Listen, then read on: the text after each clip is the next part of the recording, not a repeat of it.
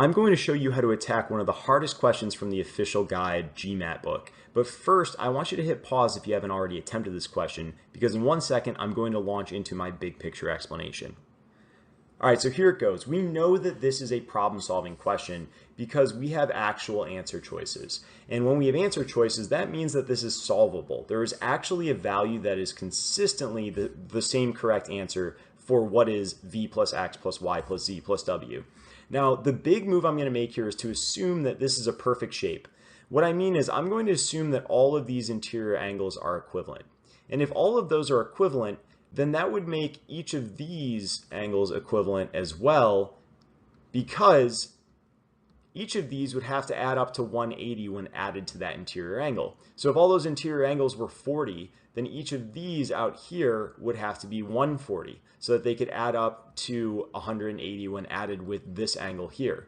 So what I'm assuming is that each of the interior angles is the same. Now this is a 5-sided shape, which means I can calculate the sum of the interior angles using our formula n minus 2 times 180 equals the sum of the interior angles, where n equals 5 in this example. So 5 minus 2 is 3, and 3 times 180 is 3 times 180 is 300, plus 3 times 80 is 240, which gives me 540 as the sum. Now divide that by 5 since there's 5 angles, and I get 108 as the value for each of these angles in here.